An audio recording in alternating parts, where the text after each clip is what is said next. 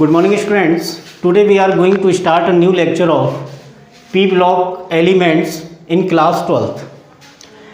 In P block elements we were study about group 15 elements and some topic of group 16 elements like physical and some chemical property like reaction with hydrogen.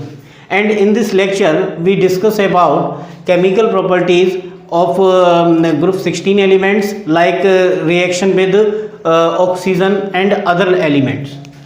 तो देखते हैं आज सबसे पहले मैं second property बता रहा हूँ. फर्स्ट प्रॉपर्टी तो मैंने बता दी थी लास्ट लेक्चर में, मैंने रिएक्शन विद हाइड्रोजन, तो मैंने हाइड्राइड तो बता रखे थे.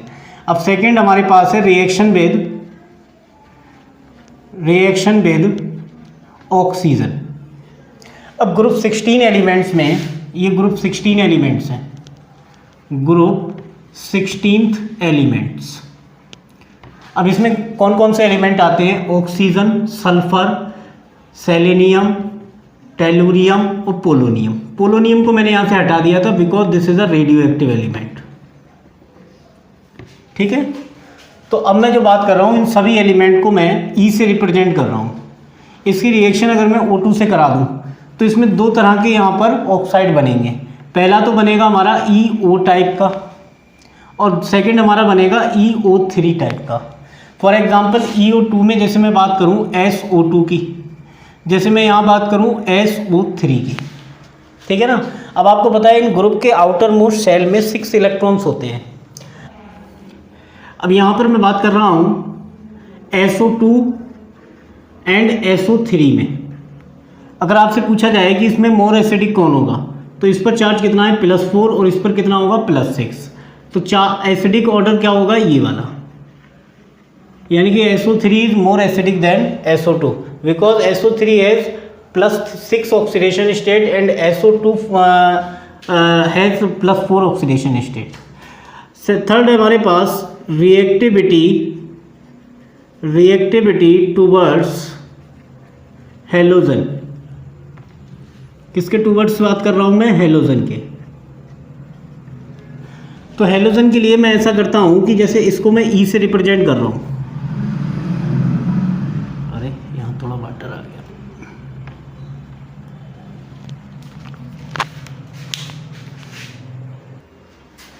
मैं बात कर रहा हूँ रिएक्टिविटी टूवर्ड्स हेलोजन. जैसे मान लीजिए इन एलिमेंट्स को मैं ई से रिप्रेजेंट कर रहा हूँ और हेलोजन को X2 से रिप्रेजेंट कर रहा हूँ. तो यहाँ दो तरह के यहाँ पर हैलाइड बनते हैं. एक तो हमारा बनता है EX4 टाइप का, एक बनता है EX6 टाइप का.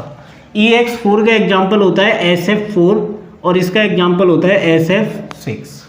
ठीक है. अब अगर मैं इसकी बात करूँ SF4 में, SF4 और SF6, तो यहाँ पर +6 चार्ज है, ये +4 चार्ज है. तो यहाँ पर जो है पोलराइजेशन हाई होगा. पोलराइजेशन हाई होगा. कहाँ पर हाई होगा? जहाँ पर चार्ज ज़्यादा होगा. तो यहाँ पर पोलराइजेशन हाई होगा तो इससे कोवेलेंट करेक्टर भी हाई होगा. तो कोवेलेंट करेक्टर इसका ज़्यादा होगा. अगर मैं इसमें बात करूँ हाइब्रिडाइजेशन की तो इसका हाइब्रिडाइजेशन कितना होगा? यहाँ पर हो जाएगा sp3d. रीज़न क्या है इसका? इसकी स्ट्रक्चर जो होती है वो इस तरह की होती है. इसके पास एक लोन पेयर होता है. तो ये लोन पेयर को मैं ऐसे करके दिखा देता हूँ और दो मैं बॉन्ड से यहाँ पे फ्लोरीन एटम को जोड़ देता हूँ. यहाँ पर इस तरीके से फ्लोरीन को जोड़ देता हूँ. ठीक है ना. तो इस तरह की जो स्ट्रक्चर है इसको बोलते हैं सीसॉ स्ट्रक्चर. अब यहाँ 1 और 4 कितना हो गया? sp3d हाइब्रिडाइजेशन हो गया. ये इसका हाइब्रिडाइजेशन होगा. शेप हो गई शीशा. अगर मैं बात करूँ SF6 की तो SF6 में हाइब्रिडाइजेशन होगा. इसकी शेप की मैं पहले बात कर लूँ मैं. यहाँ पर फ्लोरीन, यहाँ फ्लोरीन, यहाँ फ्लोरीन, यहाँ फ्लोरीन, यहाँ फ्लोरीन, यहाँ फ्लोरीन. ये शेप होती है ऑक्टाहेड्रल. और इसमें हाइब्रिडाइजेशन की बात करूँ तो 1 2 3 4 5 6. तो हाइब्रिडाइजेशन कितना होगा इसका? sp3d2. और शेप को हम क्या बोलेंगे? ऑक्टाहेड्रल. ये होता है. चलिए बात करते हैं डाई ऑक्सीजन की. तो ये कंपाउंड है हमारे जो ग्रुप 16 एलिमेंट्स के कंपाउंड है. पहला कंपाउंड है हमारा डाई ऑक्सीजन. इसकी प्रिपरेशन अगर मैं बताऊं तो प्रिपरेशन कैसे करके होगी? ये 2HgO, ये मर्क्यूरिक ऑक्साइड होता है. इसको जब मैं हीट कराता हूँ तो 2Hg प्लस O2 बनता है, तो ऑक्सीजन गैस बनाने की प्रिपरेशन है ये। सिल्वर ऑक्साइड को भी अगर हीट करा दिया जाए तो सिल्वर अलग हो जाएगी और ऑक्सीजन गैस अलग हो जाएगी। ठीक है, ये सिंपल मेथड है। 2KClO3 इक्वल टू हीट कराने पर 2KCl प्लस 3O2 बनता है, तो ऑक्सीजन गैस रिलीज हो जाएगी। एक मेथड होता है ब्रिन्स प्रोसेस। ब्रिन्स प्रोसेस में क्या होता है कि बेरियम ऑक्साइड जो होता है, इस बेरियम ऑक्साइड को, ये इन्वायरमेंटल ऑक्सीजन होती है, इन्वायरमेंटल ऑक्सीजन होती है, तो ये इन्वायरमेंटल ऑक्सीजन में रख दिया जाता है। तो ये बेरियम ऑक्साइड इस ऑक्सीजन के साथ मिलके पेरोक्साइड में कन्वर्ट हो जाता है।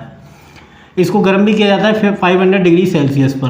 फिर उसके बाद में बेरियम पेरोक्साइड जो है वो 800 डिग्री सेल्सियस पर बेरियम ऑक्साइड में कन्वर्ट हो जाता है और ऑक्सीजन गैस रिलीज होती है। ऑक्सीजन जो होता है ये पैरामैग्नेटिक होता है। पैरामैग्नेटिक इसलिए होता है क्योंकि ऑक्सीजन के बीच में होता है डबल बॉन्ड, और डबल बॉन्ड होगा तो बॉन्ड ऑर्डर इसका कितना हो जाएगा 2, तो इसका बॉन्ड ऑर्डर 2 होता है। ठीक है ना, ये आप MOT के हिसाब से निकालते हैं, मॉलिक्यूलर ऑर्बिटल थ्योरी। इसके बाद है टाइप्स ऑफ ऑक्साइड। अगर मैं बात करूं टाइप्स ऑफ ऑक्साइड में, तो फर्स्ट ऑक्साइड है एसिडिक ऑक्साइड। एसिडिक ऑक्साइड का मतलब ये होता है कि ये हमारा जो ऑक्साइड होगा, जैसे मान लीजिए मैं इसकी बात करूं SO3 की, तो ये वाटर के साथ मिलकर क्या बनाएगा H2SO4। ठीक है ना, H2SO4। और अगर मैं Cl2O7 को अगर मैं बात करूं तो ये मिलके क्या बनाएगा HClO4 परक्लोरेट। अगर मैं N2O5 की बात करूं तो ये भी वाटर के साथ मिलके क्या बनाएगा HNO3। तो एसिड बनाते हैं ये। एसिडिक ऑक्साइड हम इसलिए बोलते हैं क्योंकि ये सभी ऑक्साइड वाटर के साथ मिक्स होकर एसिड बनाते हैं, इसीलिए हम इसको बोलते हैं एसिडिक ऑक्साइड। अब मैं बात कर रहा हूँ बेसिक ऑक्साइड की। तो बेसिक ऑक्साइड जितने भी हैं वो सभी वाटर के साथ मिक्स होकर क्या बनाते हैं बेस। जैसे मैं Na2O की बात करूँ, सोडियम ऑक्साइड, ये वाटर के साथ मिक्स होकर क्या बनाएगा NaOH।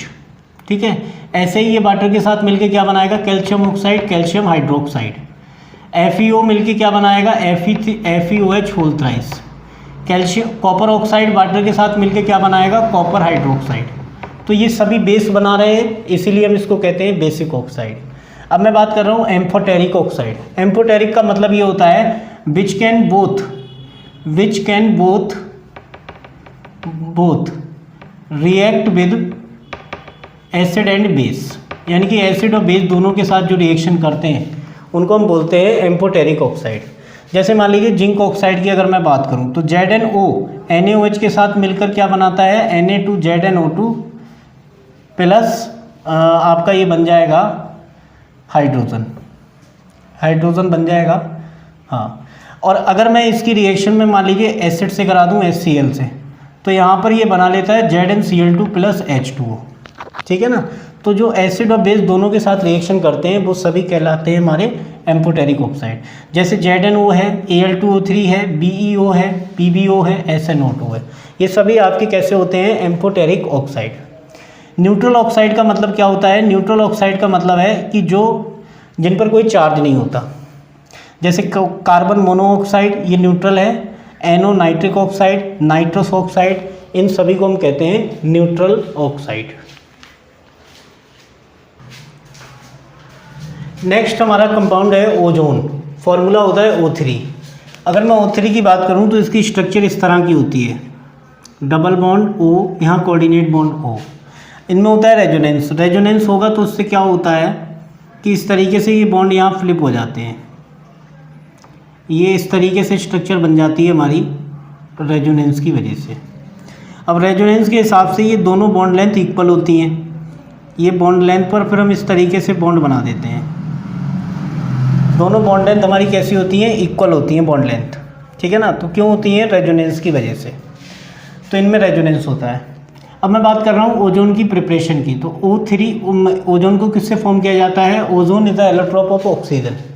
तो यहाँ पर इसको डाई ऑक्सीजन से बनाया जाता है। तो डाई ऑक्सीजन गैस को पास कराया जाता है किसमें? इलेक्ट्रिक डिस्चार्ज में। सही है, साइलेंट इलेक्ट्रिक डिस्चार्ज होता है, इसमें ये पास कराते हैं। उससे क्या बनता है? ऑक्सीजन ओजोन गैस बनती है 10%। कितने परसेंट बनती है? 10%। ठीक है। अब O3 कैसी होती है? डायामैग्नेटिक, जबकि ऑक्सीजन कैसी होती है? पैरामैग्नेटिक। तो ये कितने परसेंट बनती है हमारी? 10%।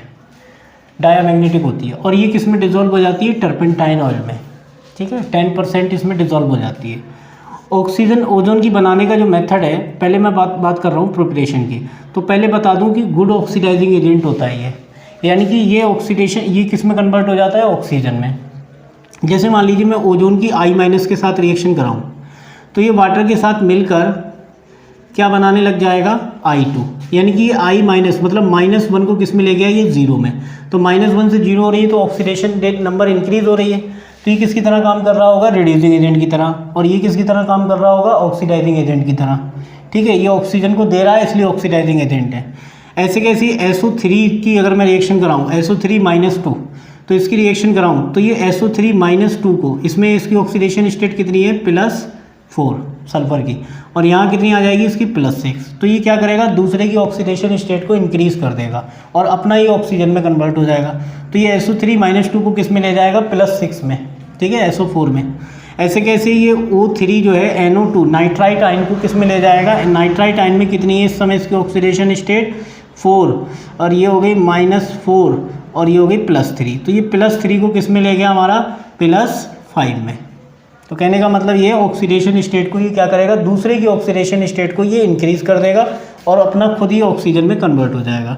ऐसे ही ये क्या करेगा? ये है मैग्नेट आयन K2MnO4, और यहाँ पर इसकी ऑक्सीडेशन स्टेट कितनी है? +6 मैग्नीज की, जबकि इसमें कितनी है? +7।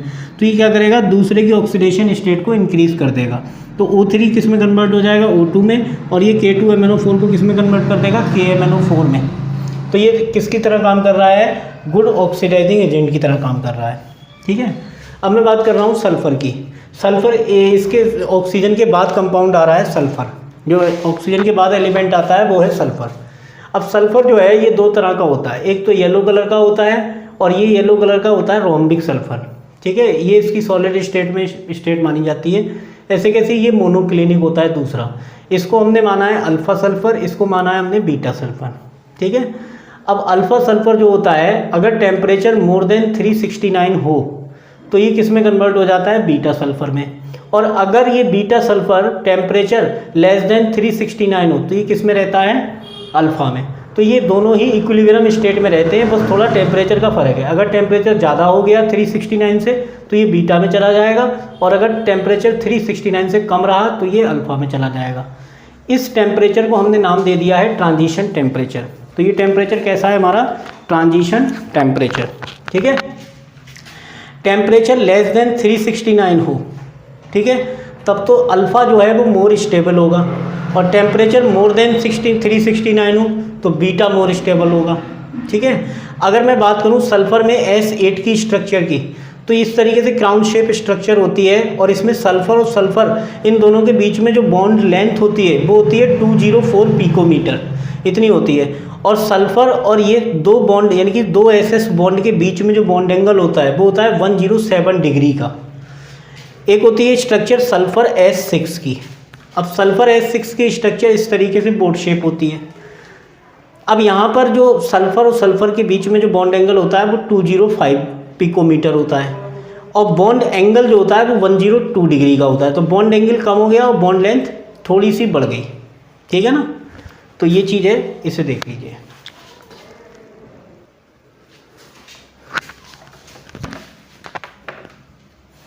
चलिए हम कंपाउंड ऑफ सल्फ़र देख रहे हैं। सल्फ़र डाइऑक्साइड गैस SO2 की बात करूं तो इसकी शेप जो होती है वो हमारी बैंड शेप होती है, बैंड शेप, इसको B शेप भी कहते हैं। और इसमें हाइब्रिडाइजेशन की बात करूं तो 1, 2 और ये 3, तो हाइब्रिडाइजेशन क्या होगा? सल्फ़र का sp2, ये हाइब्रिडाइजेशन होगा। अगर मैं सल्फ़र डाइऑक्साइड की प्रिपरेशन की बात करूं तो फर्स्ट प्रिपरेशन तो है कि सल्फ़र को हम ऑक्सीजन के साथ बर्न करा दें, तो इससे क्या बन जाएगा? Sulphur dioxide. अगर मैं कॉपर की H2SO4 से रिएक्शन करा दूं तब भी हमारा क्या बन जाता है? SO2 gas. SO3-2 यानी कि सल्फ्यूरस एसिड, या फिर कोई और K2SO3 होगा, कुछ भी हो, SO3-2 है ये सल्फाइट आयन। अगर ये HCl किसी एसिड से रिएक्शन कर ले तब भी SO3 किस में चला जाता है? SO2 में, तब भी यहाँ से SO2 गैस बन जाती है। अगर मैं जिंक सल्फाइड की रिएक्शन ऑक्सीजन से करा दूँ तो ये जिंक जो होगा वो सेपरेट हो जाएगा, ZnO किस में कन्वर्ट होगा? और सल्फ़र किसके साथ मिक्स हो जाएगा, SO2 में। ठीक है, अगर मैं प्रॉपर्टी की बात करूं तो सल्फ़र डाइऑक्साइड कैसा होता है, एसिडिक। तो एसिडिक होता है तो ये वाटर के साथ मिलके क्या बनाता है, एसिड। इसका नाम होता है सल्फ्यूरस एसिड। इसमें इसका रिड्यूसिंग नेचर की मैं पहले देख रहा हूँ। तो रिड्यूसिंग नेचर मैं कैसे देखूंगा कि सल्फ़र डाइऑक्साइड की क्लोरीन वाटर से रिएक्शन कराऊंगा, तो ये सल्फ़र डाइऑक्साइड किस में कन्वर्ट हो गया, H2SO4 में। H2SO4 में कितनी होती है ऑक्सीडेशन स्टेट सल्फ़र की, +6, और इसमें कितनी होती है, +4। ऑक्सीडेशन स्टेट क्या हो रही है, इंक्रीज। ऑक्सीडेशन इंक्रीज होगी तो किसकी तरह काम करेगा, रिड्यूसिंग एजेंट की तरह। सल्फ़र डाइऑक्साइड आयोडेट आयन के साथ मिल जाए तो SO2 आयोडेट को किस में ले जाता है, I2 में। ठीक है, और अपना ही किस में चला जाता है, H2SO4 में, यानी कि +4 से किस में चला जाता है, ये +6 में। किसकी तरह काम कर रहा है, रिड्यूसिंग एजेंट की तरह। ऑक्सीडाइजिंग नेचर में देखूंगा तो कैसे देखूंगा, SO2 अगर H2S के साथ मिल जाए तो यहाँ पर क्या बना लेता है, ये सल्फ़र, और ये सल्फ़र बना लेता है और ये जो है H2O में कन्वर्ट हो जाता है। तो SO2 +4 से किस में आ गया, ये 0 स्टेट में। तो +4 से 0 हो रही है, मतलब ऑक्सीडेशन स्टेट डिक्रीज हो रही है। ऑक्सीडेशन स्टेट डिक्रीज होगी तो किसकी तरह काम करेगा, ऑक्सीडाइजिंग एजेंट की तरह। ऐसे कि ऐसे SO2 जो है अगर SnCl2 के साथ रिएक्शन करें तो ये SnCl2 +2 स्टेट में है, ये +4 स्टेट में है। तो ये +2 से इसको किस में ले जाता है, +4 में। तो इसकी ऑक्सीडेशन स्टेट बढ़ा देता है तो अपना इसकी क्या हो जाती है, कम हो जाती है। तो ये इसको हम क्या बोलते हैं, एज अ ऑक्सीडाइजिंग एजेंट। तो ये ऑक्सीडाइजिंग एजेंट की तरह भी काम करता है, as well as reducing agent की तरह काम भी करता है। ब्लीचिंग एक्शन भी होता है इसमें। सल्फ़र डाइऑक्साइड को अगर वाटर के साथ मिक्स कर दिया जाए तो ये H2SO4 बनाता है और नेसेंट हाइड्रोजन बनाता है। तो ये नेसेंट हाइड्रोजन बना रहा है। नेसेंट हाइड्रोजन को अगर किसी कलर कंपोनेंट के साथ डाल दिया जाए तो ये उसके साथ बनाएगा कलरलेस हाइड्राइड, और ये कलरलेस हाइड्राइड आयोनिक होता है और हाईली अनस्टेबल होता है। ठीक है, चलिए तो अब हम देखते हैं oxo acids of phosphorus. Oxo acid में अगर मैं बात करूं फॉस्फोरस के, तो सबसे पहला कंपाउंड है हमारा H3PO4। H3PO4 को हम कहते हैं ऑर्थोफॉस्फोरिक एसिड। ये कैसा होता है, ऑर्थोफॉस्फोरिक एसिड। H3PO4 में 3 OH बॉन्ड होते हैं। 3 कौन से बॉन्ड होते हैं, POH बॉन्ड। तो 3 तो आपका हो गए POH बॉन्ड, और 1 आपका कौन सा हो गया, P डबल बॉन्ड O, ये बॉन्ड होता है। इसकी स्ट्रक्चर में अगर मैं बात करूं तो यहाँ पर जो है डबल बॉन्ड से ये जुड़ा हुआ है, जबकि यहाँ सिंगल बॉन्ड बने हुए हैं। तो जितने भी OH आपको दिखाई दे रहे हैं, यहाँ से हाइड्रोजन का रिप्लेसमेंट ईजी होता है, तो यहाँ से हाइड्रोजन रिप्लेस आसानी से हो सकता है। तो इसकी बेसिसिटी कितनी होगी, 3। ऐसे कैसे अगर मैं बात करूँ, ये होता है पायरोफॉस्फोरिक एसिड। इसका फॉर्मूला होता है H4P2O7।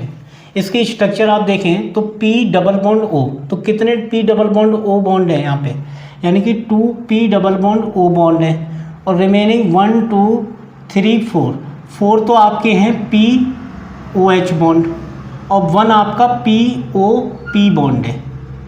ठीक है ना, तो इस तरह से बॉन्ड होते हैं इनमें। तो P डबल बॉन्ड O से जुड़ा हुआ है, तो यहाँ से भी हाइड्रोजन हटाया जा सकता है, यहाँ से भी, यहाँ से भी, यहाँ से भी।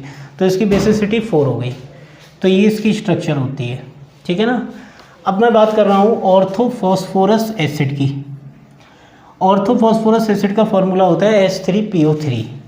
तो यहाँ पर कितने OH होते हैं, 2, यानी कि यहाँ पर POH बॉन्ड जो है वो कितने हैं आपके, 2, और 1 आपका PH बॉन्ड होता है 1, और 1 आपका बॉन्ड होता है P डबल बॉन्ड O। ठीक है, तो यहाँ पे OH बॉन्ड है आपके 2, तो यहाँ से H को हटा सकते हैं आप आसानी से। तो इसकी बेसिसिटी कितनी होगी, 2। अगर मैं बात करूँ H3PO2 की, तो ये हाइपोफॉस्फोरस एसिड होता है। यहाँ पर केवल इसकी बेसिसिटी 1 होती है। H3PO2 है तो यहाँ पर 2 तो PH बॉन्ड हो गए, PH बॉन्ड कितने हैं, 2, और 1 आपका जो है POH बॉन्ड है, और P double bond O bond जो है वो आपका 1 है। ये इनकी स्ट्रक्चर होती है। अब मैं बात कर रहा हूँ, ये होता है साइक्लोट्राईमेटाफॉस्फोरिक एसिड। काफ़ी कॉम्प्लिकेटेड नाम है, साइक्लोट्राईमेटाफॉस्फोरिक एसिड। फॉर्मूला होता है HPO3 होल थ्राइस। अब यहाँ पे आप देखें तो POP बॉन्ड कितने हैं यहाँ पर, 2, तो यहाँ पे 2 तो हो गए आपके 1 2 3 हो गए, 3 तो आपके हो गए POP बॉन्ड, ठीक है। अब अगर मैं बात करूं यहाँ पर P डबल बॉन्ड O की, तो P डबल बॉन्ड ये है, P डबल बॉन्ड ये है, P डबल बॉन्ड ये है, तो 3P double bond O bond भी है। OH की बात करूं तो 1 2 3, तो 3 आपके POH बॉन्ड है, ठीक है। यानी कि आप ऐसे समझिए कि फॉस्फोरस यानी कि अल्टरनेट सीक्वेंस में फॉस्फोरस को आपको लगाना है, बाकी आप ऑक्सीजन को लगाएंगे। 3 ऑक्सीजन यहाँ आपने रिंग में शामिल कर लिए और 3 फॉस्फोरस रिंग में शामिल कर लिए। अब 3 जो फॉस्फोरस हैं उनसे एक तो डबल बॉन्ड से ऑक्सीजन और एक OH लगाना है, तो ये स्ट्रक्चर हो जाती है HPO3 होल थ्राइस की। इसको हम बोलते हैं साइक्लोट्राईमेटा फॉस्फोरिक एसिड। अब मैं बात कर रहा हूँ HPO3 होल N की, तो ये हो जाता है पॉलीमेटा फॉस्फोरिक एसिड। यानी कि यहाँ साइक्लो लग रहा था क्योंकि यहाँ साइक्लिक रिंग बन रही है, लेकिन यहाँ पर क्या हो जाएगा पॉली, बिकॉज यहाँ पे क्या नंबर है N, तो ये पॉलीमर टाइप का हो जाएगा। तो इसकी स्ट्रक्चर की बात करें तो यहाँ P डबल बॉन्ड O और एक POH, यानी कि जो यहाँ पे बॉन्ड थे सिमिलर वहीं वहाँ पर भी हैं, बस ये एक रिंग के फॉर्म में है, ये ओपन चेन है। तो यहाँ पर P डबल बॉन्ड O और POH और रिमेनिंग आपका O से जुड़ा हुआ है, फिर यहाँ P से जुड़ेगा। तो इस तरह से ये अल्टरनेट सीक्वेंस में बढ़ता चला जाएगा, ये इस तरह से बढ़ता जाएगा। POP बॉन्ड है, फिर सिमिलर इस तरीके से आपने 3P बना दिए, ठीक है। और यहाँ पर क्या लगा दिया आपने, एक फॉस्फोरस से एक डबल बॉन्ड और एक OH जोड़ दिया, बाकी आप ऑक्सीजन से उसकी स्ट्रेट चेन में कन्वर्ट करते जाइए। अब हम देख रहे हैं oxo acids of sulphur. Sulphur के ऑक्सो एसिड में सबसे पहला आता है H2SO3, इसको हम बोलते हैं सल्फ्यूरस एसिड। सल्फ्यूरस एसिड में सल्फर जो होता है एक तो डबल बॉन्ड से जुड़ा होता है ऑक्सीजन से, और 2 हमारे पास क्या होते हैं OH बॉन्ड, एक लोन पेयर भी होता है हमारे पास में। तो इस तरीके से अगर मैं अगर उसकी बात करूं हाइब्रिडाइजेशन की, तो 1 2 3 और ये 4 sp3 हाइब्रिडाइजेशन होगा इसमें। अब बात ये हो रही है कि सल्फ्यूरस एसिड है ये, तो यहाँ पे लोन पेयर भी है, ये डबल बॉन्ड से जुड़ा हुआ है, तो इसमें 2 तो OH बॉन्ड होंगे और एक SO डबल बॉन्ड होगा। यहाँ पर SO डबल बॉन्ड 2 होंगे और यहाँ पर OH भी हमारे पास में कितने होंगे 2, ठीक है। अब इसका जो ये होता है हमारा H2SO4, इसको बोलते हैं सल्फ्यूरिक एसिड। तो ये हमारा होता है सल्फ्यूरिक एसिड, ये सल्फ्यूरस एसिड होता है। स्ट्रक्चर ये होती है, इसमें 2 OH होते हैं, तो इसकी जो बेसिसिटी है वो कितनी होती है 2, और इसकी भी बेसिसिटी कितनी होती है 2। अब अगर मैं बात करूँ यहाँ पर, तो इसका नाम होता है पर ऑक्सो डाइसल्फ्यूरिक एसिड। इसका फॉर्मूला होता है H2S2O8।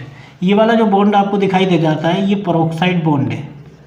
पेरोक्साइड बॉन्ड होगा तो इसकी ऑक्सीडेशन स्टेट कितनी लगाएंगे आप, -1। अब अगर मैं बात करूं इनकी ऑक्सीडेशन स्टेट की, तो यहाँ पर कितनी होनी है +6, यहाँ पर भी कितनी होगी +6। अगर मैं बात करूं इसकी बेसिसिटी की, तो 2 OH हैं तो बेसिसिटी हो गई इसकी 2। यहाँ पर सल्फर डबल बॉन्ड जुड़ा हुआ है, सल्फर डबल बॉन्ड जुड़ा हुआ है, यहाँ पर भी सल्फर डबल बॉन्ड जुड़ा हुआ है। ये हमारे पेरोक्साइड बॉन्ड लिंकेज होता है इसमें, तो ये पेरोक्साइड लिंकेज इसमें होता है जबकि औरों में नहीं होता, ठीक है। अब इसके बाद में ये होता है पायरोसल्फ्यूरिक एसिड, ये होता है, इसको हम ओलियम भी कहते हैं, सबसे अच्छा नाम तो इसका ओलियम है, ओलियम। इसका फॉर्मूला क्या हो गया H2S2O7, ओलियम होता है। सल्फ्यूरिक एसिड बनाते समय बनता है फ्यूमिंग H2SO4। तो यहाँ पर क्या होते हैं 2 तो OH होते हैं, रिमेनिंग इसमें डबल बॉन्ड से ऑक्सीजन जुड़े होते हैं। एक होता है SO बॉन्ड, ये पेरोक्साइड लिंकेज नहीं है, पेरोक्साइड लिंकेज है केवल ये वाला, ठीक है ना। तो ये आसान है, +6 इसमें भी होगी ऑक्सीडेशन स्टेट, ठीक है ना।